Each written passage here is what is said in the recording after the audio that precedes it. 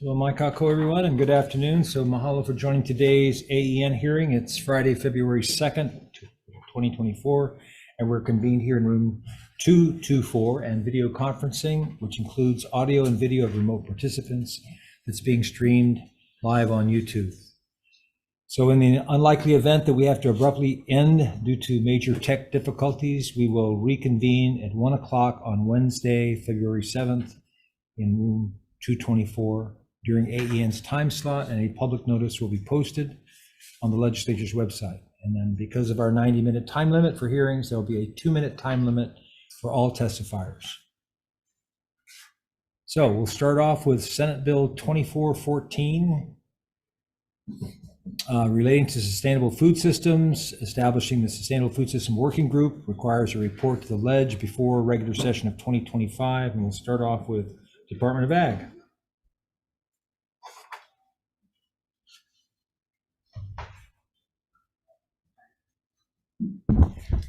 Good afternoon, Chair Gabbard, Senator Rhodes. Good afternoon. My name is Sharon Hurd, Department of Agriculture Chair. Thank you for the opportunity to testify on this measure that is an important one to gather a functional plan together, setting the direction for agriculture for the next foreseeable future. We stand on our submitted testimony with a few highlights. We want to say that the 11-member working group is a nice number. We just hope that at least half of them can be members of the agricultural operation community, farmers, ranchers, agriculturalists, floriculturalists, that they would have a voice in the determination of the sustainable goals for the future. And we're optimistic, we're cautiously optimistic that the effort of the working group will result in a measurable, science-based and functional plan that will promote the state's highest priorities of increasing the economic viability of existing agricultural operations and assist in the establishment of new ones in direct support of increasing local food. Thank you. Thank you, Chair. Next is Anna Wieskirk with CTAR. Aloha, Chair, Senator Rhodes. My name is Anya Wieczorek, and I'm the Interim Dean for College of Tropical Agriculture and Human Resources.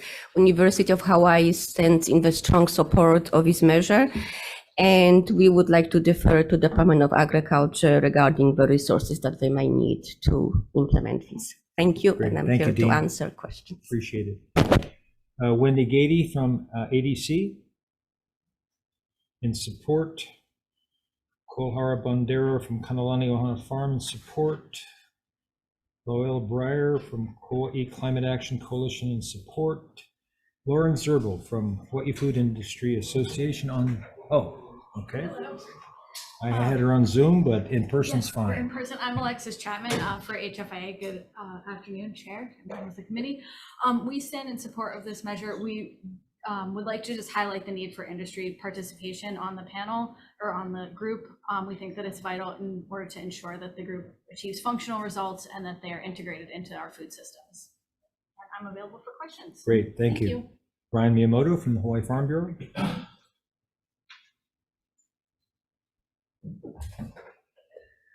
Good afternoon, Chair, Senator Rhodes, Brian Miyamoto here on behalf of the Hawaii Farm Bureau.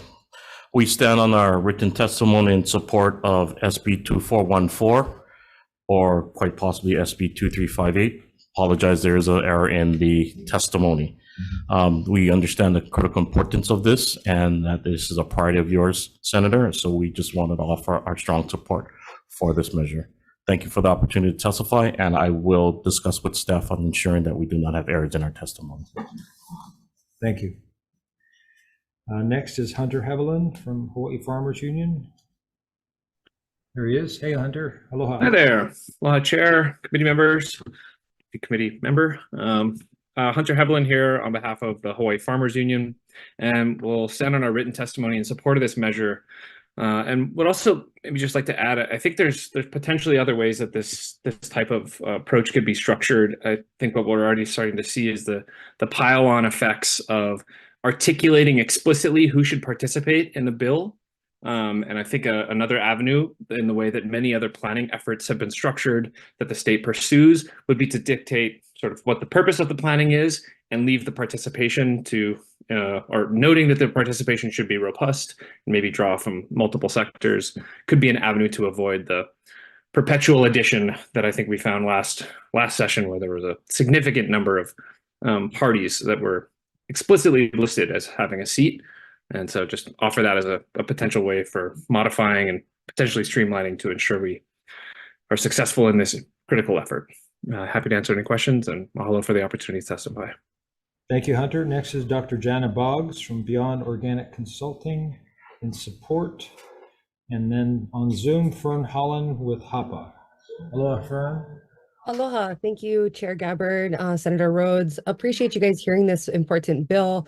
Stand in our written testimony in strong support of this measure, and just really appreciate the intent and the direction of looking holistically at a sustainable food system for Hawaii. So yeah, strong support. Thank you very much. Great, thank you, Fern. Myung Oh with the Local Food Coalition. Hi, good afternoon, Chair Gabbard, Senator Rhodes, Myung Oh here on behalf of Local Food Coalition. We stand on our written testimony in support. We do include in our testimony reference from last year, a bill that you authored, Chair Gabbard, and it has to do with broader industry participation as examples that possibly you may consider including. I think there's been some echo of suggestions, and we include that as part of our testimony. Thank you. Okay, thank you. And so we have a long list of actually 47 who are in support with none opposed. Are there anyone else here that would like to testify on this bill or online? Okay, and how about any questions? Okay, question for DOA. Chair Hurd, what is the estimated appropriation fund that would be requested, and what would be considered when making that request? It would be venue, if depending on the size of the group, resources we'd need, probably maybe some Zoom functions, not sure how the size of the group, and maybe an appropriation to do some follow-up surveys, polling for the results. If we have 7 recommendations for the 7 sustainable goals, maybe poll the public as to what they feel, maybe not public, but at least the agricultural sector. So I would say 75,000. Okay. All right, thank you. Oh, thank you. Okay, moving on to the next measure. SB 3027, requiring Department of Ag in cooperation with the Office of the Governor to update and supplement the 2020 strategic plan to increase Hawaii's food production and food security.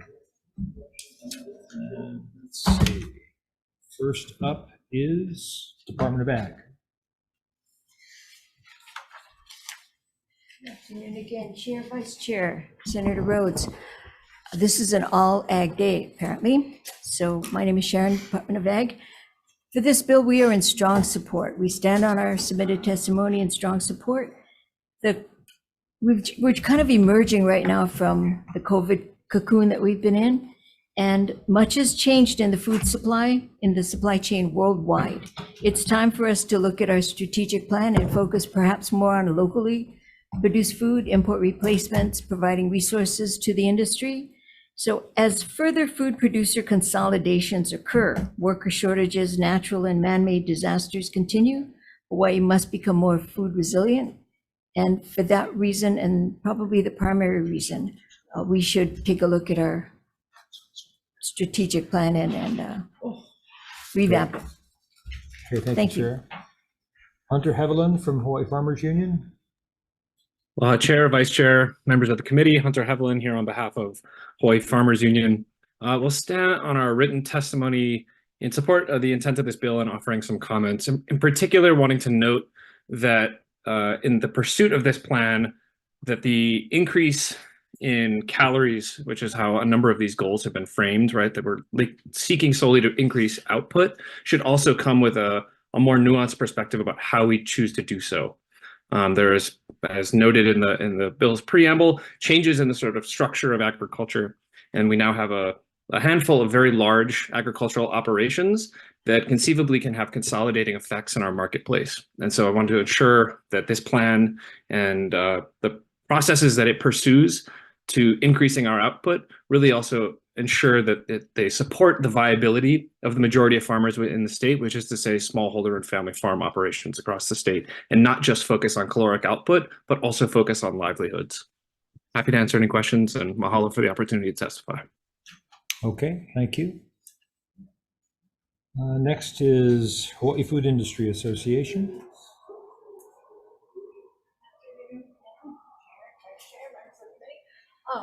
We are in support of this measure. As we've discussed in other areas, we believe we need to make efforts simultaneously on multiple fronts in order to increase local food production, and we support this measure. Great. Thank you. Thank you. Brian Miyamoto, Hawaii Farm Bureau.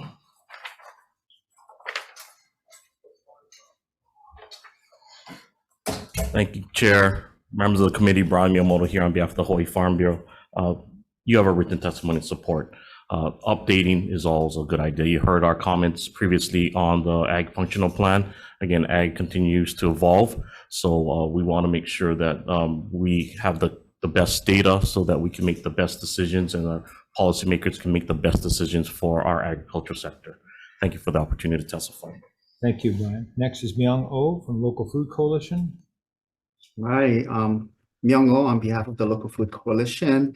We're standing on our written testimony in support. I think there was one testifier that we wish to echo as well. And then a lot of it is just a refresh. And taking a look at the lack of specifics from 2020 to continue to increase the local food production. Thank you.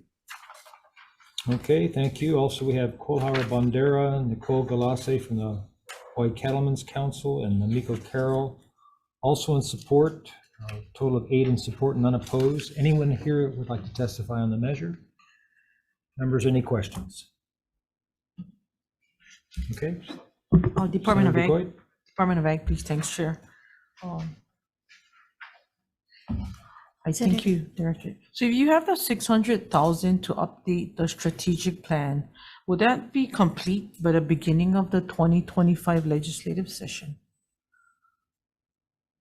Probably not, because we're updating the baseline study, the baseline land use study that was every 5 years, was in 2016, 2020, now 2024. Takes more than a year to put together the data, but we can try. We can certainly put it in our RFP. We can say that, offerers should intend to complete the study by December. Report available by January, something like that. Because we just saw the egg farm go out of business. I think the sense of urgency in order for us to then try and legislate something next year is really on priority list for us. So I would hope that you guys would try to Okay, do that. Senator, we've heard that from different senators, that it's time is now. Thank you. Thank Thank you. you, Chair. Okay, thank you. Moving on to Senate Bill 2479, establishing a Hawaii Farm to Food Bank Program and a Hawaii Food Assistance Program Special Fund to alleviate food shortages in the state. Okay. Department of Ag. Again, Chair, Vice Chair, members of the committee, Sharon Hurd, Department of Agriculture. We are in strong support of this bill. We believe that farm to food bank program is a win-win. It supports the local producer, it provides food to the food insecure. One note is that the farm to food bank program the food bank expresses a need for fresh. They say that they have a good inventory of canned and frozen, but they lack fresh. So this program would fill that need, providing fresh foods to the members that visit the food bank. They would have healthy, fresh foods grown and raised in Hawaii. When we visited the food bank, they said their number one item that they're in demand from the community is poi, and they run out immediately. It's like too fast. So one thing that this bill would do is help subsidize some of the taro farms and poi production, which would then provide that staple to the food bank for distribution. Thank you for the opportunity to testify. Thank you. Attorney General.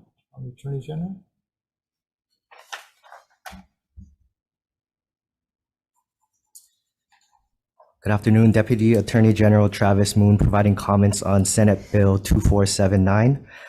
We suggest including an explanation as to why the Hawaii Farm to Food Bank program cannot be implemented with general funds and must utilize a new established special fund.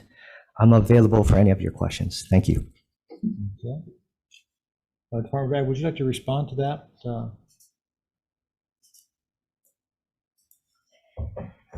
The response is that it absolutely can be implemented with federal funds. The need is, General funds, you said. general funds. Yeah.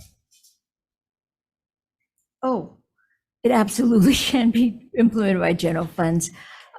We've not sought that kind of funding in the past. We've relied on federal funds for that, especially crop block grant program, but we will look into it.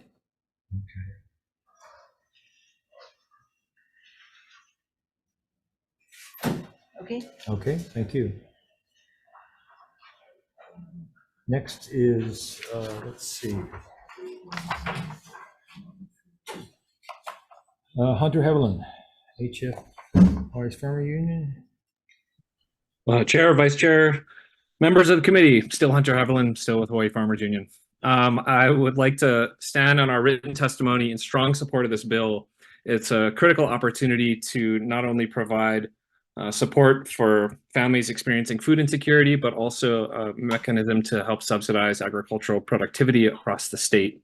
As was noted in some earlier testimony, food pantries across the state, and in a recent analysis I was a part of, had consistently identified the desire to increase the volume of fresh fruits and vegetables that they were able to provide to their clients.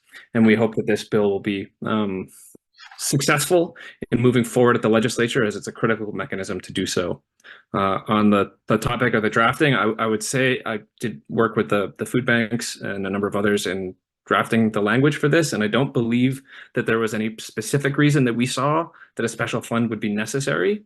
And we would note that there is currently some funding in the governor's budget proposal. And so we seek this as a mechanism to increase the amount of funding that's currently there and get it closer to what the Department of Agriculture had asked for in their initial budget ask. Happy to answer any questions. And again, mahalo for the opportunity to testify. Thank you, Hunter. Hawaii Food Industry Association. Chair, members of the committee, Alexis Chapman for HFI. We stand on our testimony. Thank you, Alexis. Brian Miyamoto, Hawaii Farm Bureau.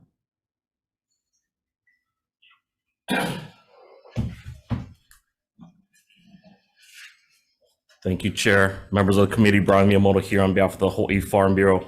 We stand in strong support of this measure. As you can see, I'm proudly wearing a Hawaii Food Bank shirt today in honor of you hearing this bill, Chair, and this committee hearing the bill. I see Food Bank is next, so I don't want to give the data that they're probably going to provide. But again, Food Bank, the Farm to Food Bank program has been successful. It's fairly new. And again, as you heard the chair say, providing fresh, locally grown or produced foods. Right? Hawaii Food Bank, or the Food Bank, serve our communities. A lot of it is shelf stable. This will be supporting the local farmers and ranchers. $7 million so far for the Hawaii Farm to Food Bank program. 40 plus farms have been supported. 26% of the money spent was on indigenous foods. And in fact, I just was on a call today with some of our kalo growers in Kauai looking for more markets. So again, the food bank programs can help support our farmers who maybe lost some of their markets for whatever reason. And as far as the special fund, Chair, I'm not sure if the special fund is created so that private donations can be accepted. That is written in the bill. Again, we're not the authors of the bill, but we are 100% supportive of this measure and the Farm to Food Bank program. Thank you for the opportunity to testify. Okay, thank you. Next is Jonathan Ching from the Kaiser Permanente. In support, Amy Miller, President and CEO of Hawaii Food Bank on Zoom. Hi, aloha. Aloha, Chair, members of the committee. I'm Amy Miller, here testifying on behalf of Hawaii Food Bank, and we are in strong support of this bill. Food insecurity remains a very serious problem in our community. We estimate that 1 in 6 Hawaii residents is food insecure, and 1 in 4 keiki, which actually makes us the second highest rate of childhood food insecurity in the country. This program is truly a win-win-win. We're able to get fresh, healthy, local food out into community to those we serve and support our farmers at the same time. We initiated this program in partnership with Hawai'i Farm Bureau at the beginning of the pandemic, and it was covered for the first few years on federal COVID relief funds that came to the city and county. And when those expired, we've had to really reduce our farm to food bank program. We're still purchasing somewhere between 25 and 30,000 pounds of food each week from our local farmers, but we'd like to do more. And we've also, as Chair Hurd said, we need to reduce the amount of poi and other culturally appropriate foods because of the expense. So we are in very strong support of this bill, and I'm here to answer any questions. Thank you, Amy. Next is Fern Holland from HAPA. Aloha again, Chair Gabbard, Vice Chair Richards, and members of the committee. Fern Holland again testifying on behalf of HAPA today and our Executive Director, Annie Frederick.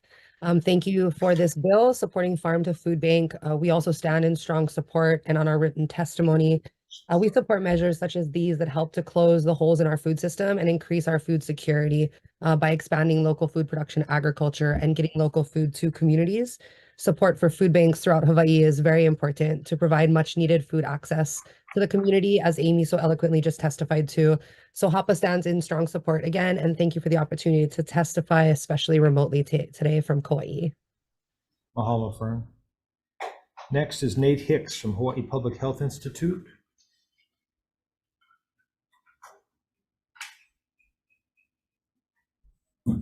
Aloha Chair, Vice Chair, members of the committee, Nate Hicks with Hawaii Public Health Institute.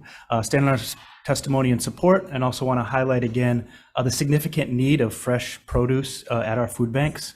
Based on the population of the room here today, about 3 of us would be dependent upon the food banks to eat. And fresh produce is in high demand and in short supply. This would help allow the food banks to provide the fresh produce that is necessary for the health and well-being of our population. Thank you. Thank you, Nate. Next is Micah Munakata from Ulupono.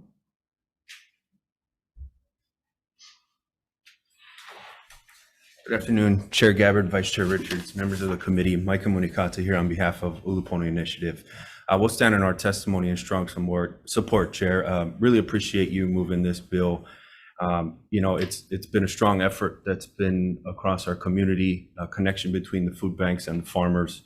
I think a lot of great points have already been made from previous testimony, but I just want to hit on one specific one. It adds an additional market for our farmers that continue to struggle on a daily basis to sell their product. If we can provide that product and selling it here to our community through the food bank, and it being offered to those that are in need, that is the win-win that the chair so mentioned. And it keeps the money here locally. So again, you could say it is a triple win as well. You know, I think we need to find and explore every opportunity to support our local producer. This is one great option. Thank you very much, Chair. Okay, thank you.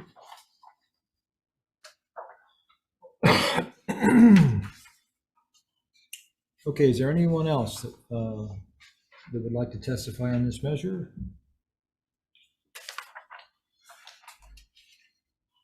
Okay, we had 51 in favor, none opposed. Members, any questions? Question? Yes, Senator DeWitt. Thank you, Chair. On Department of Ag.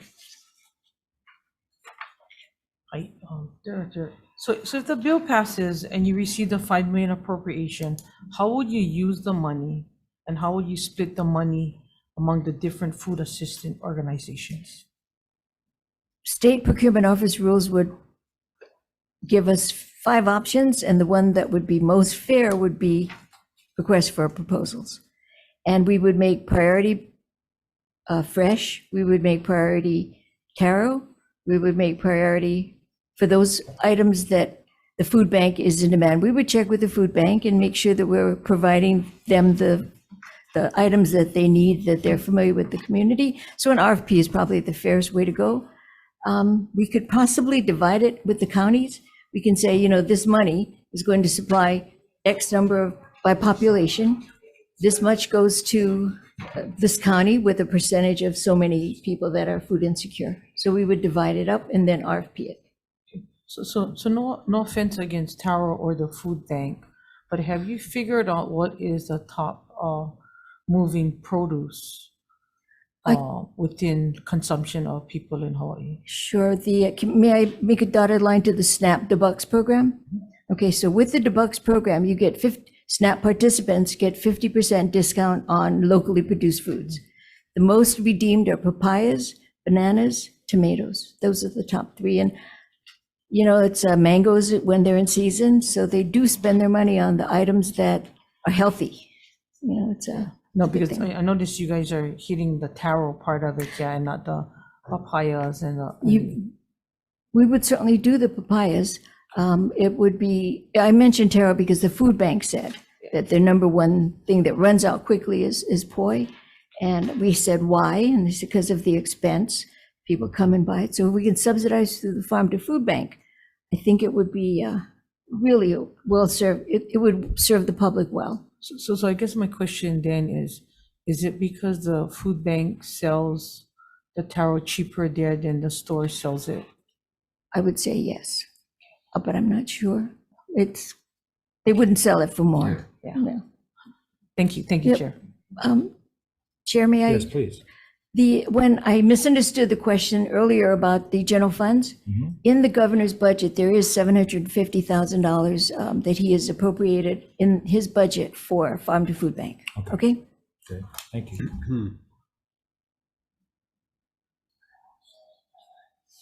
Okay, moving on to the next measure. SB 2794, appropriating funds to the Department of Ag for its meat inspection program, including one full-time equivalent inspector program supervisor and 3 full-time equivalent inspectors. 2794. First up, Department of Ag. Chair, Vice Chair, members of the committee, Sharon, Department of Agriculture. Let me start by saying that I do have staff from the Animal Industry Division here to answer questions on this matter. We are in strong support of this and offer comments that the inspector program does require the staff that we're requesting, supervisor especially, as the department recognizes need for additional personnel to establish and operate a meat inspection program. The current staff that we have not trained or ready to take that on with the constraints that are in there with all the diseases that they seek to detect. Additionally, though, we were respectfully say that the additional operating costs to establish a meat inspection program includes the supplies and PPE, all the lab services, probably a recurring $1 million annually. Thank you for the opportunity. Thank you. Brian Miyamoto, Hawaii Farm Bureau.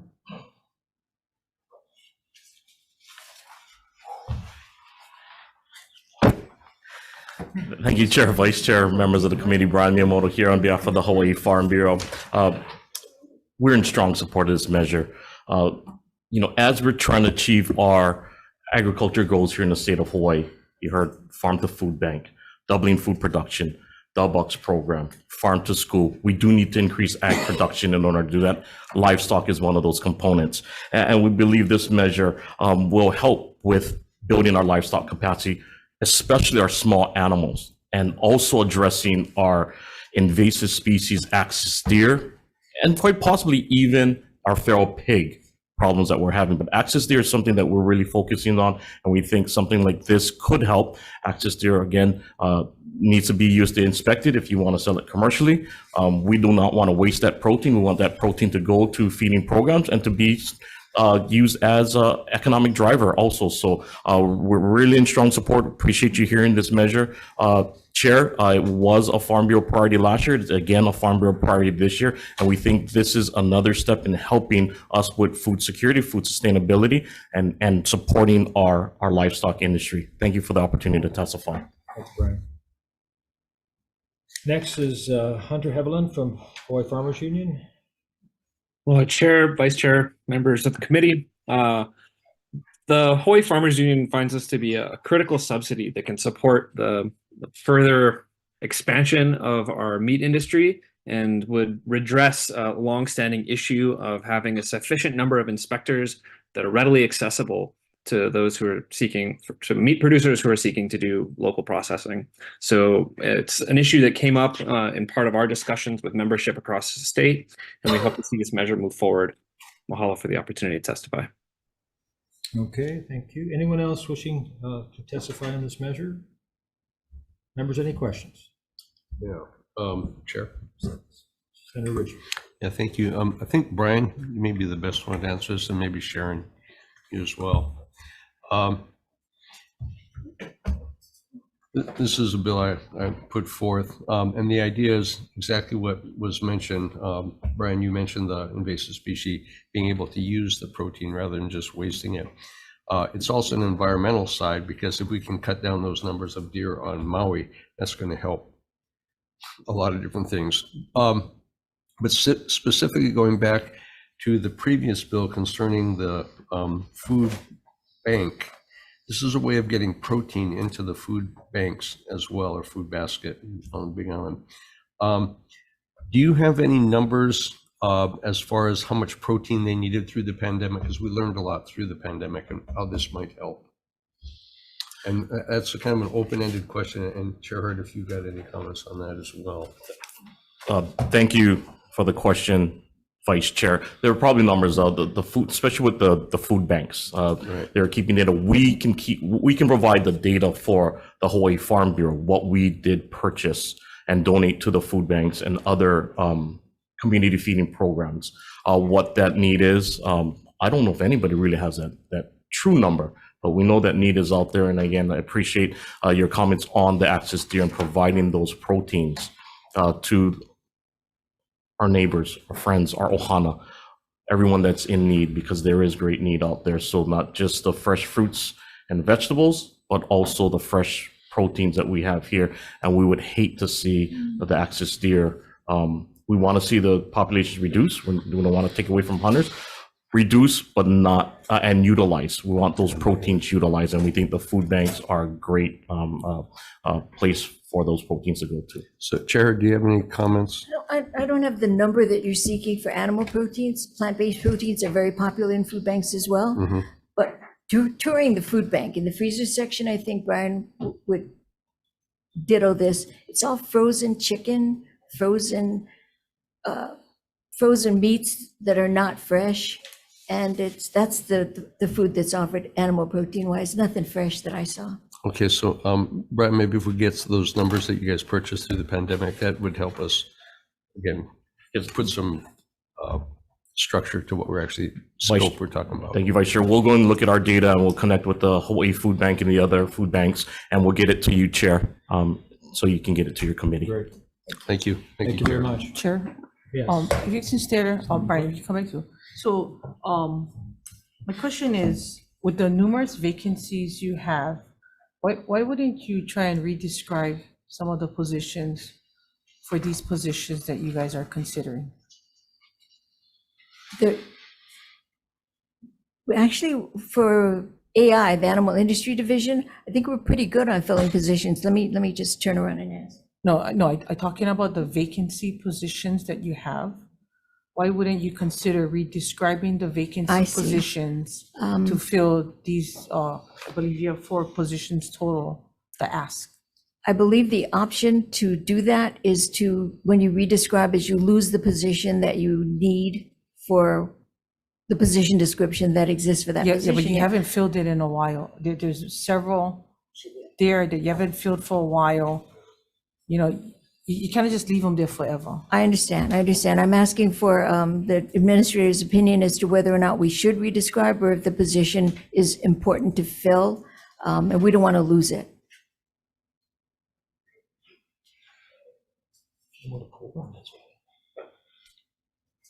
Isaac Maeda, Administrator, Animal Industry Division. Thank you for that question. The positions within animal industry are not high enough where we can risk to actually lose the position. We are having challenges filling the position, that's for sure. But we would not want to lose it and not be able to have those positions.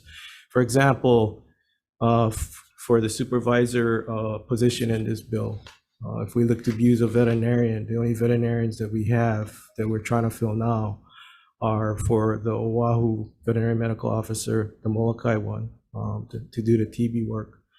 And then also there's one at the station, which has been without the veterinarian for quite a while. And if we were to move those to meat inspection, then those positions would not be available. And that would cause it's already causing a severe hardship with the vacancies right now. So because we look at the food banks, right? Isn't it the understanding that the food banks have taken in venison free and being distributed back out free? I'm not aware of that. I don't know. So why would we need the inspector at that point to inspect if the distribution within the food banks is distributed out free? It's when you're selling the venison that I think the issue we have here. Is that correct? Well, I can't talk to as the food banks, but as far as the wild game meat currently within the state, if you're going to sell it, correct, it has to be inspected. And if it's inspected right now, because we don't have a state inspection, it would be FSIS, the feds. If you're doing custom exempt slaughter, which is like a individual brings in an animal to be, broken down, taken apart and processed for his or her own personal use, then it doesn't have to be inspected. Yeah. But the bill that passed looking to go ahead and allow meat donation is one first step in that direction. But there's still, inside of that original change in a donation bill, requires that there's some sort of process that currently is followed, still has to be followed. So to accomplish that, we're going to need some kind of inspection of some sort. So in the past years to date, how many people have you had inquire about a veterinary position that has considered either relocating from the mainland to Hawaii or people in general? You know what I'm trying to say, right? Yeah, we have actually had some veterinarians that interviewed with positions for us, but for the type of positions we're looking for, like for example, the TB and a large animal livestock type of experience, they didn't really have it. Now we're willing to train and go through that process too, but the relocation that you're alluding to as far as costs is a challenge. We have been able to work with DHERD a little bit as far as trying to get some flexibility in the minimum starting salary, but that is one of the major components. I think you've been probably hearing it from all the different state agencies that trying to change the salary is going to be important to try and get them. So the answer to your question, yes, we have had interviews. Sometimes it's because of experience that we have not been able to fill it. Other times it's because of cost of living and that kind of thing. Well, because we're starting to see population decrease based on DOFA and DLNR's numbers. Will these positions hold well if at some point in time the community says, we're kind of raiding the icebox now and we're at the selling capacity. So that's been the concern of some of the community now within Maui, Molokai, and Lana'ia. Yeah. So I just wanted to, see where we're at. And thank you, Chair. Okay, thank you. All right, moving on to Senate Bill 2412, establishing the Aquaculture Advisory Committee within the Department of Ag. And first up is Attorney General's office.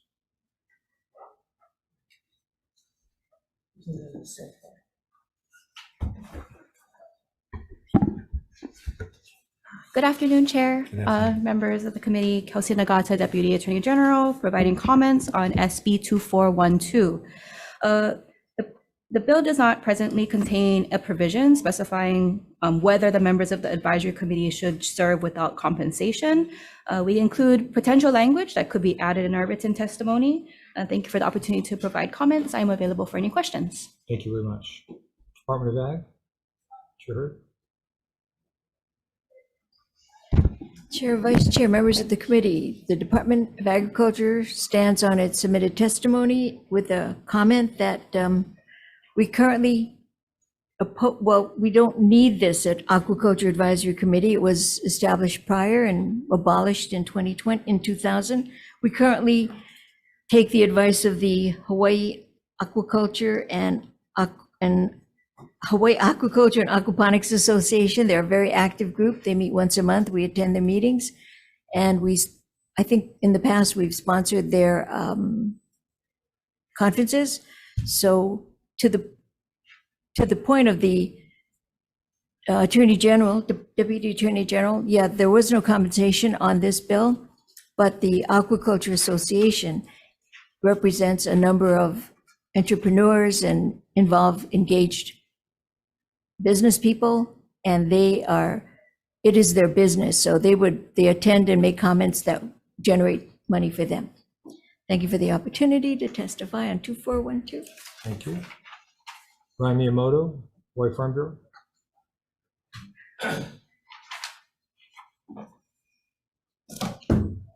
Thank you, Chair, Vice Chair, members of the committee. Brian Miyamoto here on behalf of the Hawaii Farm Bureau. You have our written testimony and support. We obviously support any effort to build our aquaculture capacity here in Hawaii. The Hawaii Farm Bureau is not named specifically as a member of this committee. However, if the legislature does establish the committee and does consider Hawaii Farm Bureau as a named member, we would gladly serve without any compensation, as the AG had discussed. Again, aquaculture is a growing sector of agriculture in our economy, and any effort to support it, we absolutely support 100%. Thank you for the opportunity to testify. Thank you, Brian. Anyone else wishing to testify on SB 2412? Members, any questions? One question, Chair. Okay, Senator DeCoy. Department of Ag. So, Director, so of course the advisory committee is supposed to provide expert and credible guidance to support and strengthen the aquaculture throughout the state. However, DOA has already said in its budget presentation that aquaculture will grow to 89 million to an almost $600 million industry in a decade. So where is this growth occurring from? Probably with the regenerative agriculture in our plan, but may I call up Todd Lowe, the manager of the program? Please. Good afternoon, Todd Lowe, Aquaculture Development Program Manager. Thanks for the question, Senator. The growth we're going to see in basically three areas. One is the existing commercial sector, which focuses on food production, the things that you see that is already within our portfolio of aquaculture. The second area, like Chair Hurd mentioned, is restorative aquaculture, which is aquaculture using the benefits of their ecosystem services. And those typically focus around seaweed and bivalves. And the third is innovation. And that is the things like what our Hatch Accelerator is doing at NELHA. So it's a mixture of the three. The main production that we see coming out, or the number that's going to drive the increase, is the commercial aquaculture sector that's existing now. Would you guys have a problem if the Farm Bureau sat on the advisory committee? No. I guess the issue with that is that we think it's an added layer that doesn't necessarily need to be there. We exist within the Department of Ag, so there's already the Board of Ag, and our structure is within the Animal Industry Division. We have close contact with the industry. In fact, that we got their input on our newest strategic plan that's coming out. So the only reason why I asked is because I know a lot of the members that fall under that and maybe in other organizations are part of growing that food for aquaculture. Sure. Needless to say that the state still to today has not have one aquaculture park, but yet the data that you guys collect is from outside of your own entities. I think it would be beneficial to have those that will be considering also trying to grow food as fish food for aquaculture. So thank you, Chair. Okay, thank you. All right, moving on to Senate Bill 2083, requires the Department of Ag's Aquaculture Development Program to conduct a feasibility study to identify potential sites in the state for restorative aquaculture activities. Department of Ag.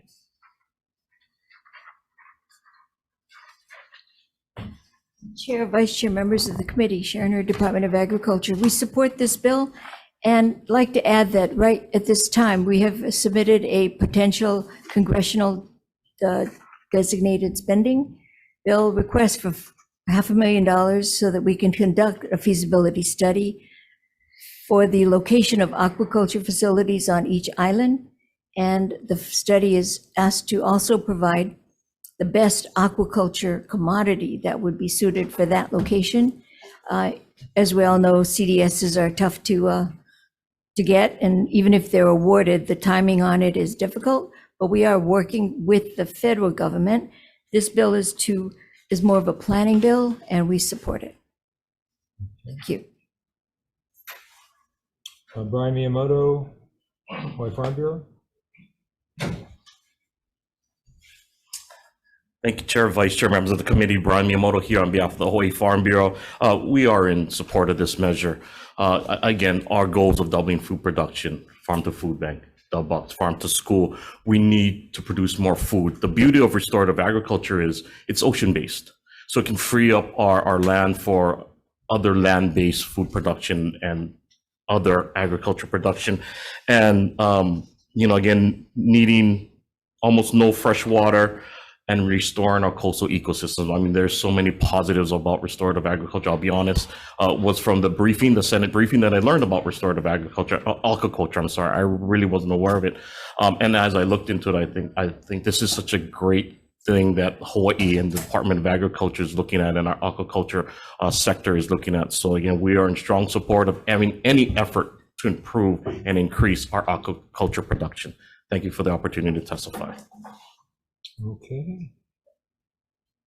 Anyone else wishing to testify on SB 2083? Members, any questions? Yeah, no question. Senator Richards? Actually, I think we have one more testifier. You want to testify? Or do you have questions? I have questions. Come on up.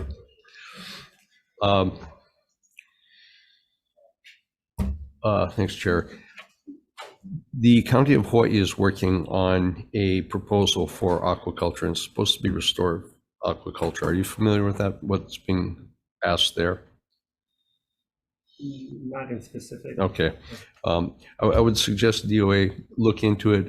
Glenn Sacco through R&D is working on that for Hilo Bay. Yeah. Yes, I'm sorry, I am familiar. Okay, all right. Because I agree, I think this is going to solve a bunch of different things, potentially start solving. We're going to be working on the environment while we're taking care of food production. So I think this is a good direction. Yes, thank you. The idea of this bill is to start to get down to the locations. Yeah. And what we can do, whatever island it is, so that we can get down to the specific project level, and whether it's funding or what results we're going to get out of it, et cetera. So we're taking it from the sort of the idea down to the project level. Okay, thank you. Thank you, Chair. Okay, Sure. thank you. Sure, Yes. follow up. So glad you guys going to every island instead of county. I think that's huge. But is NOAA an example of restorative aquaculture?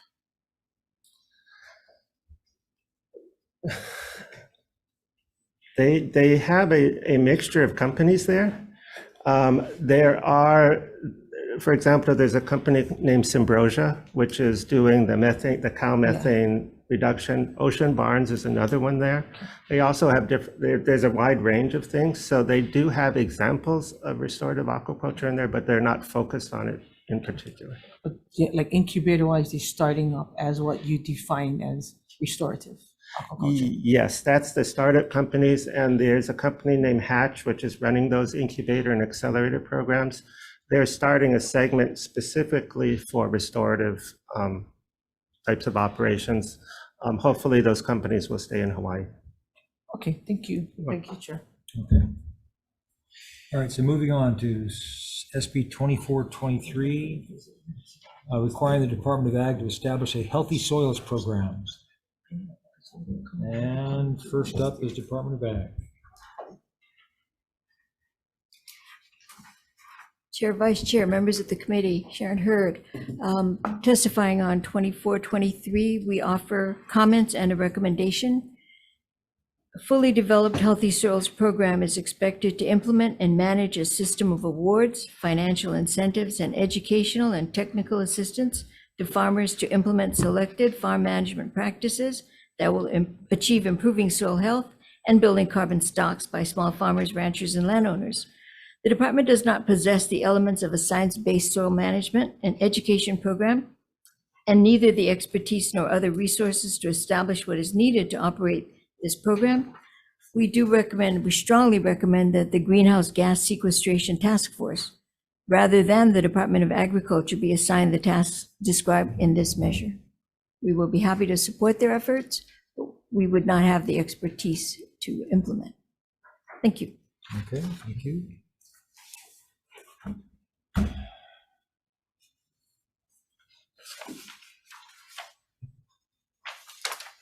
Next, we have Fern Holland with HAPA. Fern, still with us? Yes, hi. Thank you, Chair Gabbard, Vice Chair Richards, member of the committee. Fern Holland again testifying on behalf of HAPA today and our ED, Annie Frederick. Thank you for supporting this bill and a healthy soil program. We do strongly support the intent of this measure and the goals of moving toward a more sustainable, healthy soil system in Hawaii. We understand the importance of this and increasing the overall health of our soils as a critical part of moving toward a more regenerative agricultural system for Hawaii in general, and improving our overall environmental sustainability and even improving our climate change. The science really continues to mount every year regarding the importance of supporting healthy soils through building that soil structure, the nutrient capacity, and the biodiversity from a real bottom-up approach. In our written testimony, we do include more details and some wonderful references for your review. At HAPA, we are very passionate about supporting efforts to improve the life of our soil in general, rehabilitating those depleted soils that we have throughout the islands, and increasing regenerative agriculture throughout Hawaii.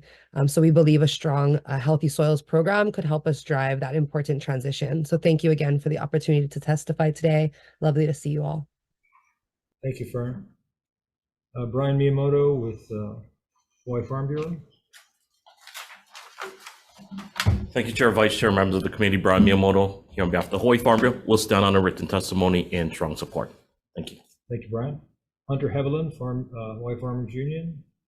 Well, Chair, Vice Chair, committee members, Hunter Hevelin here on behalf of Hawaii Farmers Union.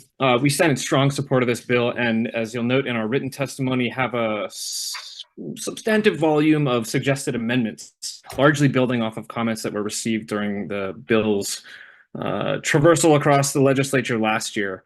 As ideally, this would be a program that would house some of our existing programs that support conservation agriculture, namely our compost reimbursement program and the pilot cover crop reimbursement program that currently are housed within the State Department of Agriculture. Would offer that, unlike the Greenhouse Gas Sequestration Task Force, which to my understanding has no funding, we believe that this critical program should be housed within the Department of Agriculture and can function as a means for the department to build the capacity to provide these services that, in our perspective, are really critical to supporting agriculturalists and farm operations across the state. Should the department, I would say, not feel that that's within their ambit, I'm happy to provide an additional already drafted amendment that would include it as part of their duties and powers to focus on good land management, particularly as they steward some volume of public resources and administer lease programs that essentially are about governing what our collective resources are. And so we believe that strong conservation agricultural practices, regenerative agricultural practices could be housed, supported through a healthy soils program. And we hope you'll pass this bill, and happy to answer any questions. Mahalo. Thank you, Hunter. Okay, so we had a list of 35 testifiers in support, none opposed. Anyone else wishing to testify on SB 2423? Any questions, members? Just one, Chair. Yes, Senator DeCoy. Brian. So I know you work with a lot of the farmers, and then you support the measure, but how do you describe what a healthy soil program look like? What does a healthy soil program look like? What would be the means behind that program? Everything that's in the bill, Senator.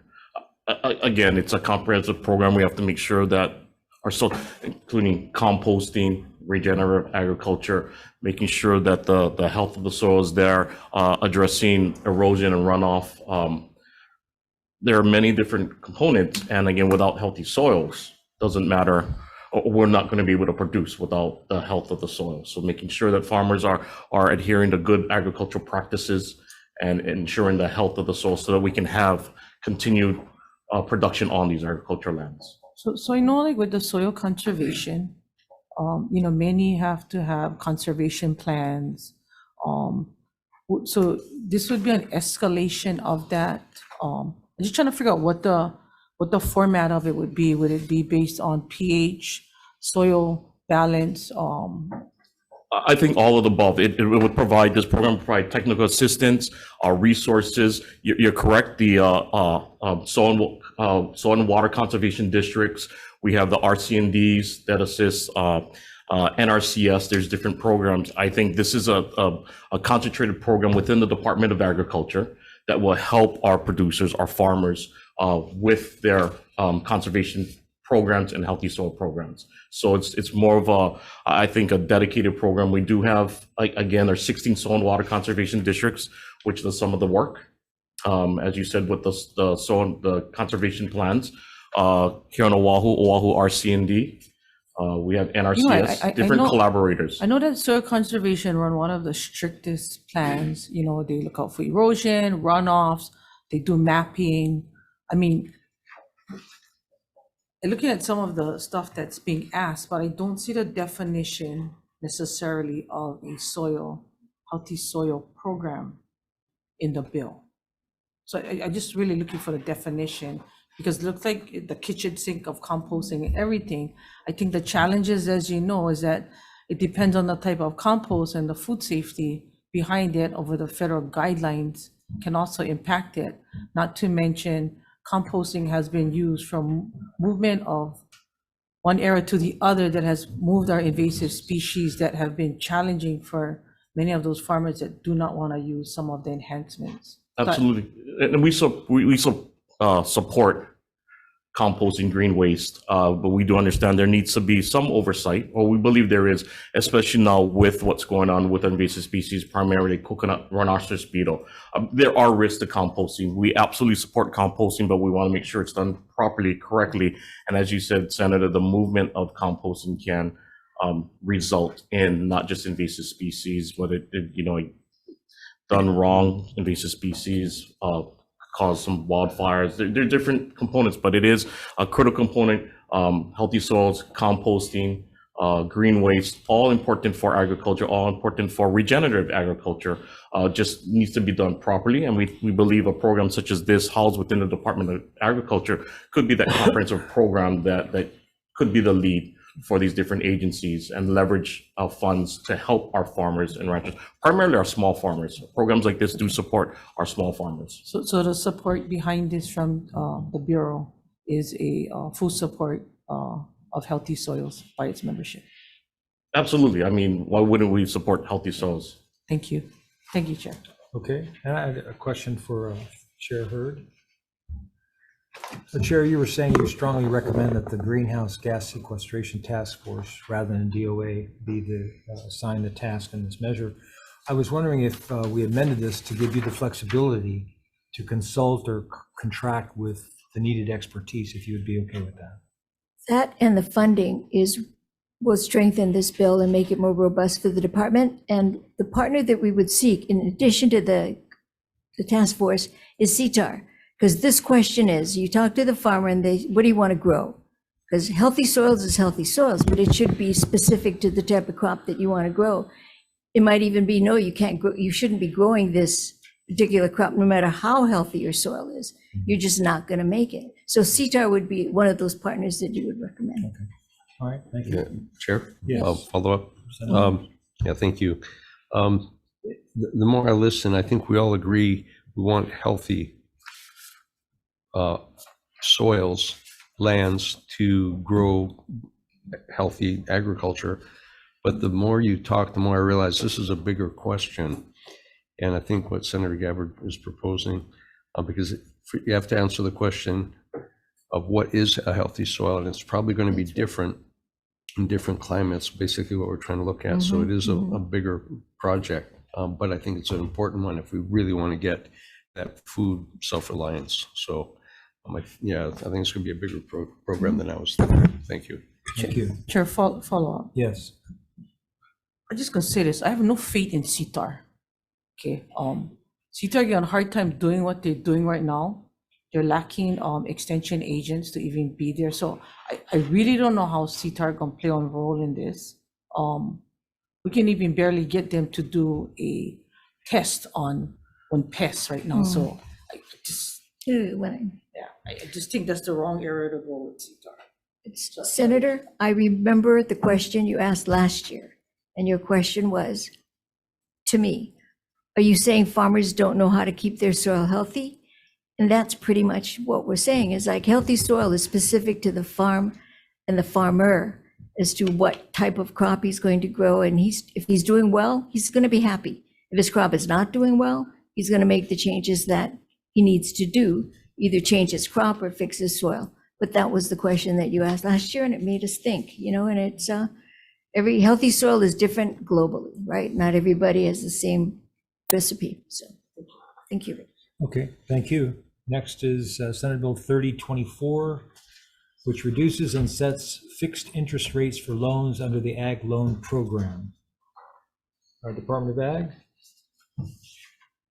Again, Chair, Vice Chair, members of the committee, may I introduce someone in the audience that can answer questions to this? Sure. That would be Administrator Dean Matsukawa, longtime Ag Loan Administrator, should there be questions. Okay. We strongly support this bill. It is an admin bill for us. And the reason that it even became an issue was at the end of 2022, the interest rate was 3.25 at the end of 2023. Then 2024, any loans that we approved, that we took in 2023 at 3.25 that closed in 2024, closed at 6.5.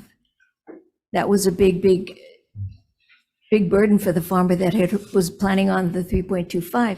So this bill caps it. This bill lowers the interest rate from the current 7.5 to 4% across the board, and to 2% for emergency loans. So the farmer that comes in with a loan can plan that would be the interest rate when the loan closes. Thank you for the opportunity to testify on this bill. Thank you. Brian Miyamoto, Hawaii Farm Bill.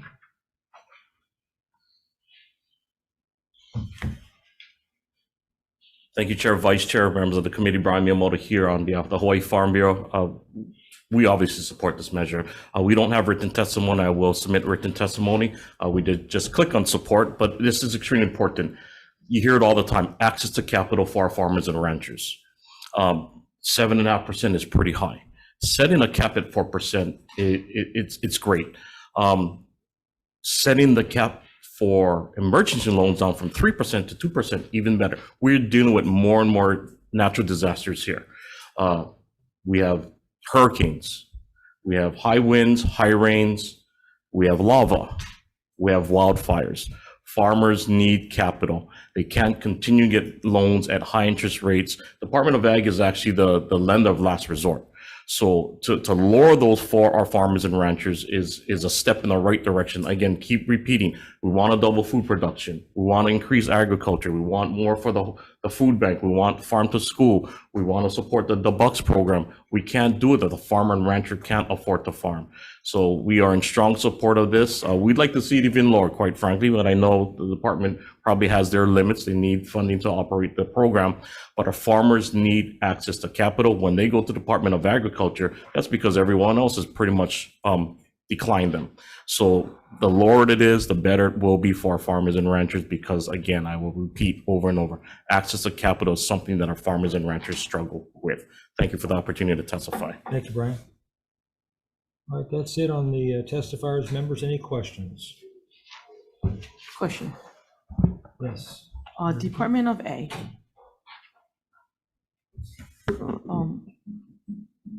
Probably you and Dean. How much of an impact will lowering the interest rates on your loan volume, and what is the average loan amount of your loans? Defer to Dean. I would say our average loan amount is about 100,000, but we kind of seen with the Deer Access loan, we gone up to 350,000 on a emergency loan. So we think it's going to have a big impact. Once the loan rate jumped up so much at the end of last year and then jumped up at the beginning of 2023, we saw a big decline in regular loan requests, and we saw more emergency loan requests. How fast is your turnover? So if somebody comes in and applies for a loan, how fast do you turn that loan over to? So normally it's about 3 months, maybe 1 month for them to kind of put the application together, 1 month for us to do all our due diligence. And then the final month, we were just waiting for the Board of Ag meeting with the Sunshine Law and everything. So say So about 2 months on the farmer's side, and then the third month, and then so probably by the fourth month we can, if it's a regular emergency loan and we're just taking the UCC on the crops and stuff, we can turn it around. We can close pretty quick. Okay, thank you, Chair. All right. Thank you, members. And yes, moving on to the last measure on today's agenda is SB 2106, relating to value-added production, establishes the Access to Local Value-Added Products Act to allow homemade food operations to sell homemade food products under certain conditions upon registering with and receiving a permit from the Department of Health. First up, Department of Ag. Thank you, Chair, Vice Chair, members of the committee. The department supports this measure because it promotes local agriculture and promotes food production. The fact that it's permitting with the Department of Health is a necessary add to this bill. Thank you. Thank you. Environmental Health Administration, Department of Health.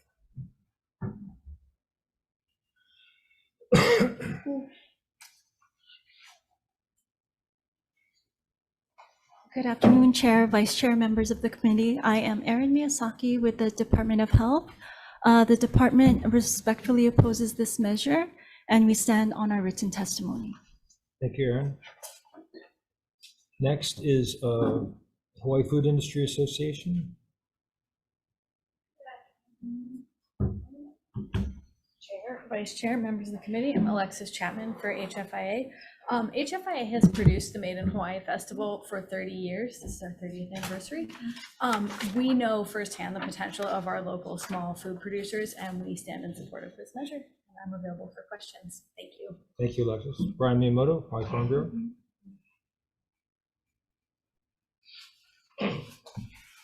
Thank you, Chair, Vice Chair, members of the committee. Brian Miyamoto here on behalf of the Hawaii Farm Bureau. We are in support of this measure. I believe it used to be referred to previously as cottage foods. Now looks like we're calling it homemade food products. We absolutely support the use of agricultural products in value added. You hear us talk all the time about the importance of value adding and using local agricultural products. And in fact, the Hawaii Farm Bureau has several farmers markets. It's a venue that these value added products are sold at. It's like an incubator, such as the homemade food or cottage food industry. It's smaller scale. So that being said, we absolutely support. However, we are concerned slightly with the potentially hazardous food category, and we do defer to the Department of Health on those products. They're a little bit higher risk.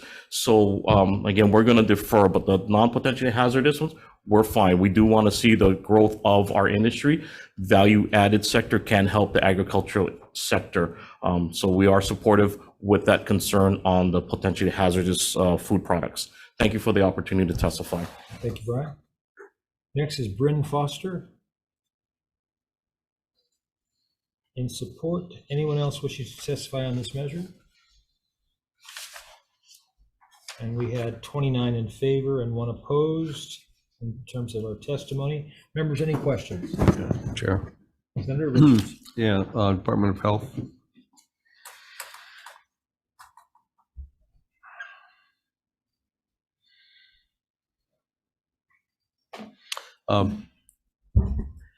We're talking about cottage industry, and I understand where Department of Health is coming from. I get it.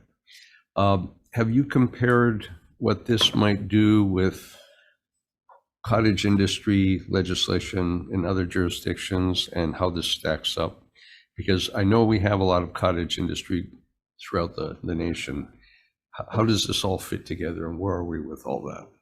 So our rules, the Hawaii Administrative Rules 11-50, is based on fundamentally on the food code, which is nationally recognized. The food code does not include, it allows jurisdictions to include other items that may be appropriate for their area, such as cottage food. And as you mentioned, the variances between what is allowed, let's say for in California, is different from what is allowed here in Hawaii.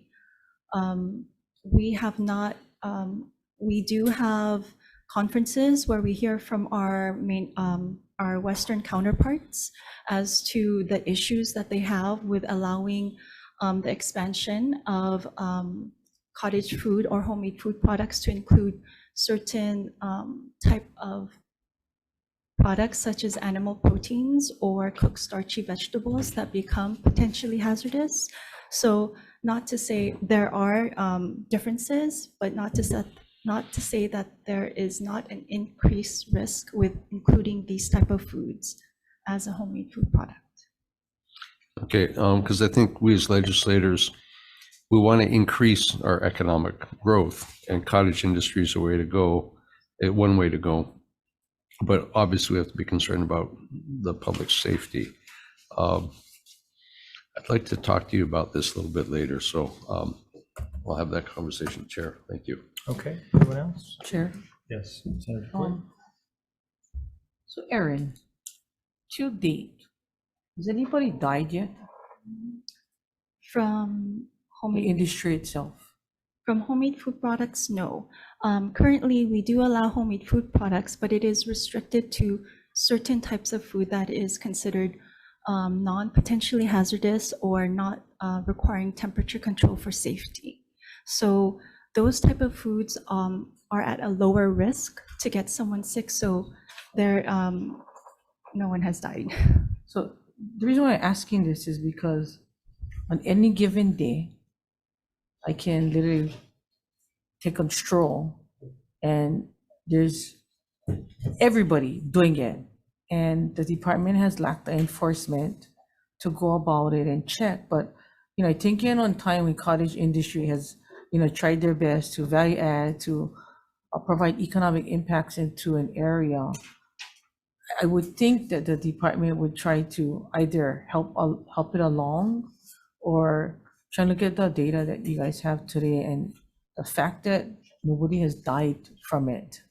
I believe most of them have insurance, and I think the intent behind the cottage industry is literally not to kill their customers.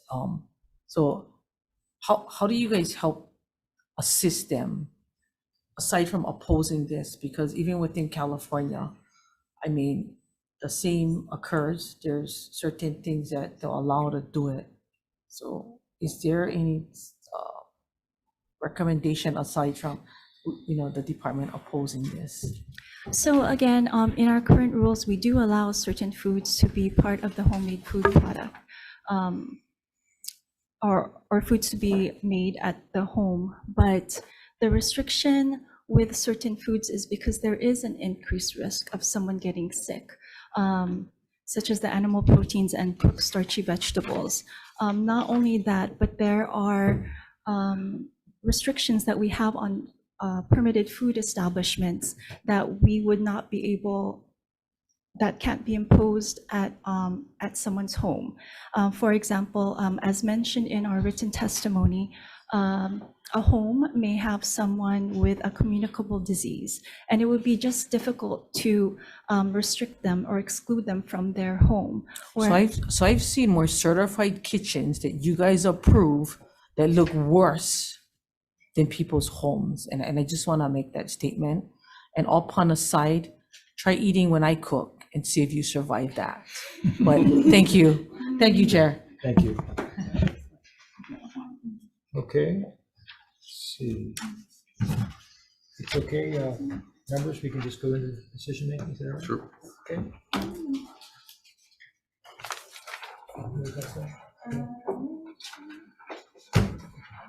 Okay, we'll just go right into the decision-making on the measures we heard today.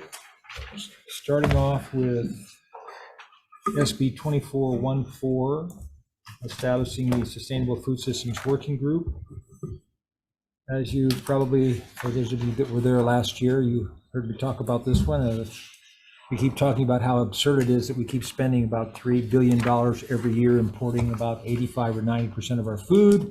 And we have tens of thousands of available designated ag land available. So we need a plan, and that's what this does. So Chair's recommendation will be to pass SB 2414 with tech amendments. Any discussion? Vice Chair, take the vote. Chair votes aye. Thank you. Chair votes aye. Vice Chair votes aye. Senator DeCoit. Aye. Senator Rhodes. Aye. Senator Awa is excused. Chair, you have 4 in favor. The motion is adopted with amendments. Thank you very much. Next is Senate Bill 3027 relating to the strategic plan to increase food production and food security. Department of Ag, I just want to say that we eagerly await your report, which is due 20 days prior to the 2025 session. So the chair's rec will be to pass with tech amendments. Any discussion? Chair votes aye. Vice Chair? Thank you, Chair. Chair votes aye. Vice Chair votes aye. Senator DeCoit. Aye. Senator Rhodes. Aye. Chair, we have 4 in favor, none opposed. Motion is adopted with amendments. Thank you, members. Moving on to SB 2479. Relating to Hawai'i Farm to Food Bank program. Chair's recommendation would be to pass with tech amendments. And then I would also like to include, if we could get that from the Department of Ag, the explanation that was brought up by the Attorney General as far as the general funds issues that you gave. You can get that to us. We'll include that in the committee report instead of using these Hawaii Food Assistance Program Special Fund. Any discussion? Chair votes aye. Thank you, Chair. Chair votes aye. Vice Chair votes aye. Senator DeCoit. Aye. Senator Rhodes. Aye. Chair, you have 4 in favor. Motion is adopted. Okay, moving on to SB 2794. For appropriating funds in the Department of Ag for its meat inspection program. The chair's recommendation will be to pass with tech amendments. Any discussion? Chair votes aye. Thank you, Chair. Chair votes aye. Vice Chair votes aye. Senator DeCoit. Aye. Senator Rhodes. Aye. Chair, you have 4 in favor. Motion is adopted with amendments. Okay, moving on to SB 2412. Excuse me. Relating to aquaculture, the advisory committee. The chair's recommendation would be to pass with the Department of Ag amendments clarifying that the members of the aquaculture advisory committee shall serve without,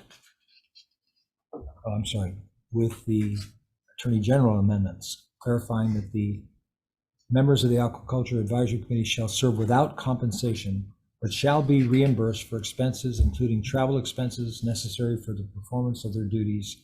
And there's also some tech amendments. Any discussion? Yeah. Yes. I'd like to add the Farm Bureau to that advisory on aquaculture. Yeah, that's fine with me. Okay with Thank you. everybody? Yeah. Thank you, Chair. Okay. All right.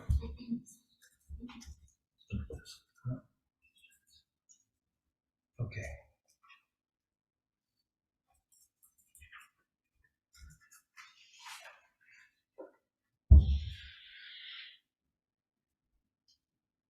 Yeah, on this one, we will insert the appropriation amount of $50,000, by the way, that was suggested by a DOA, and add them in addition to the AG's amendments and tech amendments. Okay.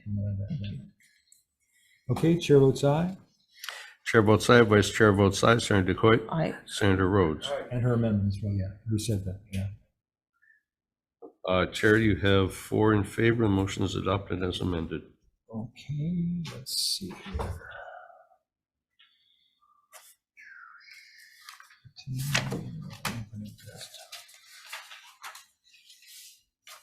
Okay, that was 2412.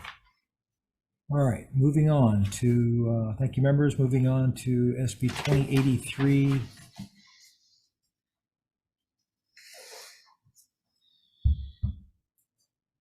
Relating to restorative aquaculture, the chair's recommendation will be to pass with tech amendments. Any discussion? Chair votes aye. Chair votes aye, Vice Chair votes aye. Senator Decoit? Aye. Senator Rhodes? Chair, you have 4 in favor. Motion is adopted as amended. Great. Thank you, members.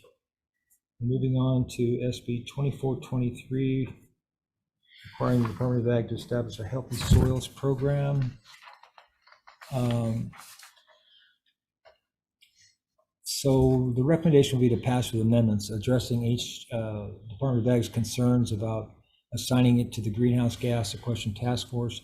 The recommendation will be to keep it with Department of Ag, but adopt tech amendments and amend page 1, line 6 to read, and I quote, program and may consult with or contract for any needed expertise outside the department. The Healthy Soils Program shall, end quote. Okay, any discussion? Chair votes aye. Chair votes aye, Vice Chair votes aye. Senator Decoit? WR. Senator Rhodes? Aye. Chair, you have 4 in favor. Motion is adopted as amended. Thank you. And then moving on to the relating to ag loans, reducing and setting fixed interest rates for loans under the ag loan program. The bill, yeah, so this bill, as we know, it directly helps our farmers by reducing and setting fixed interest rates for loans. And given the shortage of farmers in our state and the high rate of imports, every step that we take to helping our farmers helps all of our residents. So the recommendation will be to pass as is. Any discussion? Chair votes aye. Chair votes aye, Vice Chair votes aye. Senator Decoit? Aye. Senator Rhodes? Aye. Chair, you have 4 in favor. Motion is adopted as presented. Thank you, members.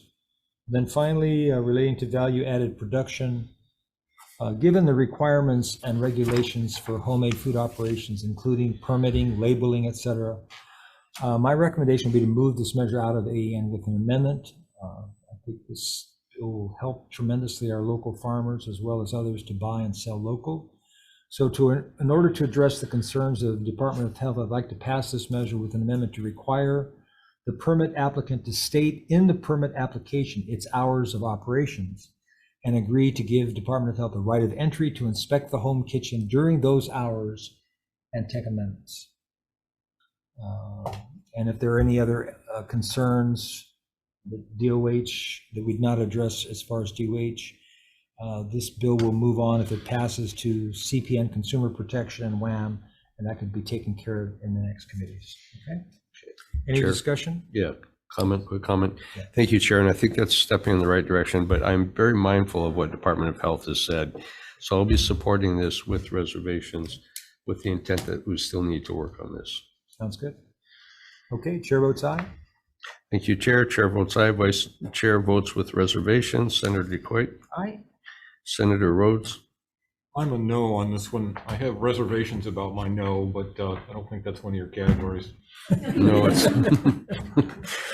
no, but thank you for offering that. We have 3 in favor, 1 opposed. Chair, the motion is adopted with amendments. Okay, and that completes our 1 p.m. agenda. Thank you very much. Adjourned.